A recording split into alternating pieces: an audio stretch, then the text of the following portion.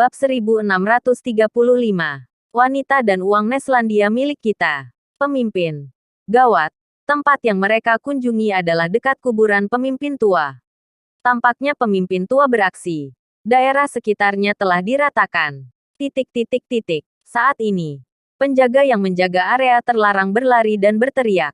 Dia menggambarkan situasi pertempuran mengerikan. Mendengar penjelasan ini adalah hasil tangan Master Mahatinggi Jagat 6.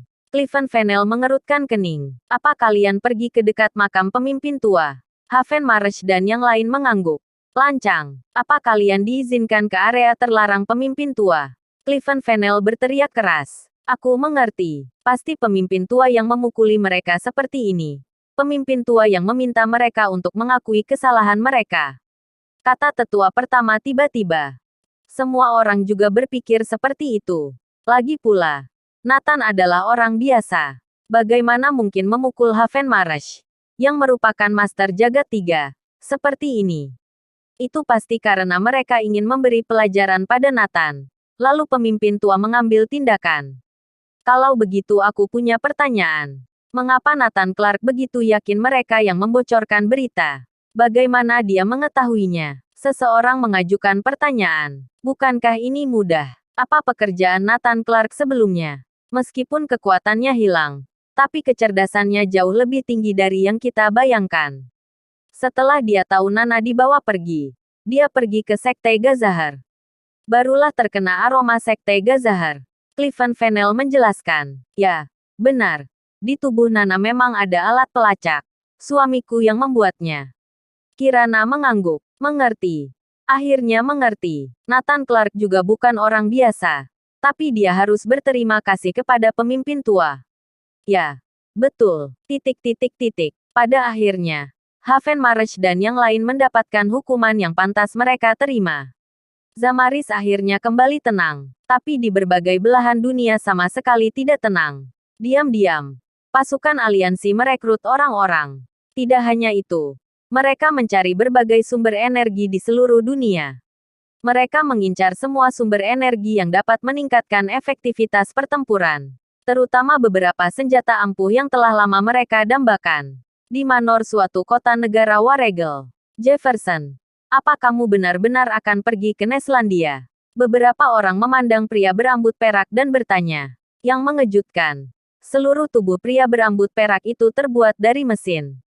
Lengan, kaki hingga sayap untuk terbang.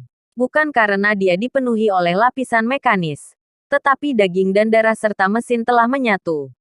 Bahkan jantung dan banyak organnya terbuat dari mesin. Dia terlihat tidak seperti manusia juga tidak seperti hantu. Tapi itu membuatnya sangat kuat. Wajah dingin pria berambut perak itu penuh kegembiraan. Dia berkata sambil berkata, aku menemukan sepotong meteorit di Museum Anhemia Neslandia yang cocok untuk meningkatkan tubuhku. Jika aku mendapatkannya itu, kekuatanku setidaknya akan meningkat 2 kali lipat. Tapi Tuan secara khusus mengingatkan kita untuk tidak mengganggu Neslandia, agar tidak menarik perhatian. Terlebih lagi, kamu pergi mencuri barang. Jika ketahuan, akan sangat berbahaya. Seseorang di sebelahnya menyarankan. Jefferson berkata dengan marah. Cuy, apa maksudnya mencuri? Aku pergi mengambilnya. Oke. Cepat atau lambat Neslandia akan menjadi milik kita. Aku hanya lebih dulu mengambil barang-barangku. Bagaimana bisa disebut mencuri? Betul, Neslandia akan segera runtuh. Pada saat itu, tanah, uang, sumber energi, dan wanita Neslandia akan menjadi milik kita semua. Kita bisa melakukan apapun yang kita mau. Hehehe, beberapa orang tertawa. Segera, Jefferson berangkat ke Neslandia. Tidak lama kemudian, seorang pria datang ke Manor. Pria bermantel yang membentuk pasukan aliansi. Apa? Adikku pergi ke Neslandia. Bab 1636. Sekelompok sampah. Ternyata Jefferson adalah adik dari pria bermantel itu.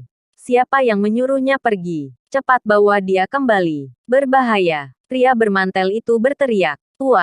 Tuan Jefferson sudah lama pergi. Tidak ada yang berani menghentikan apa yang dia putuskan. Beberapa orang berlutut di tanah dan gemetaran. Pria bermantel menghela nafas dan berkata, ceroboh, sungguh ceroboh. Dia pergi ke Neslandia. Selain rencana bisa ketahuan, juga akan berbahaya. Lalu apa yang harus dilakukan? Tuan, dia seharusnya sudah tiba di Neslandia. Bagaimana kalau kita mengirim master untuk menjemputnya kembali? Pria bermantel itu segera menggelengkan kepala. Tidak. Begitu kita melakukan gerakan besar, Neslandia pasti akan waspada. Rencana pasukan aliansi kita akan sia-sia. Kita hanya bisa berdoa agar dia bisa kembali dengan selamat. Tidak masalah jika tertangkap. Kita dapat menekan mengatasnamakan negara Waregel meminta Neslandia mengantarnya kembali. Mengerti. Kita hubungi petinggi negara Waregel. Di sisi lain, Nathan kembali ke Anhemia dari Zamaris. Di pinggiran Anhemia, dia kebetulan bertemu dengan Jefferson yang baru saja datang ke Neslandia. Negara asing, Master Maha Tinggi. Nathan menyeringai. Mengendap-endap, pasti bukan niat baik. Setelah pulang ke rumah, Nathan segera menghubungi Aaron Garrett dan yang lain. Cepat datang ke Anhemia dan awasi seseorang. Setelah Nathan memberi perintah, Aaron Garrett membawa beberapa orang ke Anhemia dan mengawasi Jefferson. Di malam hari, Jefferson berjalan dengan leluasa ke Museum Anhemia. Dia melihat sekeliling dan berkata sambil tersenyum, "Segera, tempat ini akan menjadi milik kita. Neslandia kalian akan segera jatuh. Baik wanita maupun pria akan menjadi budak kami." Sambil bercanda, Jefferson masuk ke dalam museum. Di sebuah rak pameran, ada sepotong besar meteorit luar angkasa. Ini terjadi 13 tahun yang lalu. Sebuah meteorit jatuh ke Anhemia.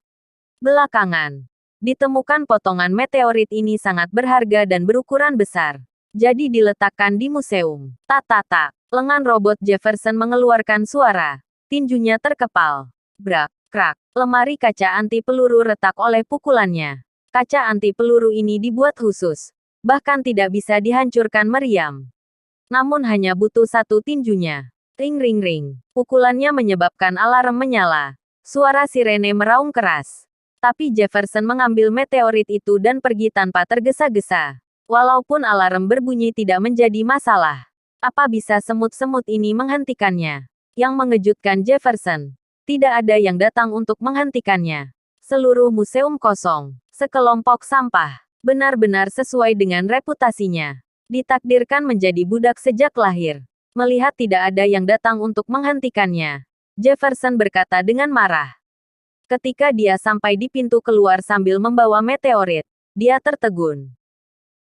Karena di depan pintu, Aaron Garrett dan beberapa orang sudah menunggu. Dasar pencuri. Beraninya datang ke Neslandia untuk mencuri. Aaron Garrett memarahi. Haha, mencuri. Aku hanya mengambilnya. Neslandia akan segera menjadi milik kita. Dan semua yang ada di sini milik kita. Bahkan ibu, istri, dan putrimu adalah milik kita. Kalian laki-laki hanya bisa menjadi budak saat itu. Berebutan makanan dengan sekelompok anjing liar. Jefferson terbahak-bahak. Sama sekali tidak memedulikan mereka. Setelah Aaron Garrett dan lain mendengarnya, mereka semua hampir mengamuk. Tapi Nathan yang berada di belakang sedang memikirkan sesuatu. Minggir, atau aku akan membunuh kalian semua. Jefferson berteriak. Benarkah? Kamu akan membunuh kami semua. Aaron Garrett dan yang lain menunjukkan harga diri mereka. Ekspresi Jefferson berubah drastis. Mereka semua Master Maha Tinggi. Bersambung.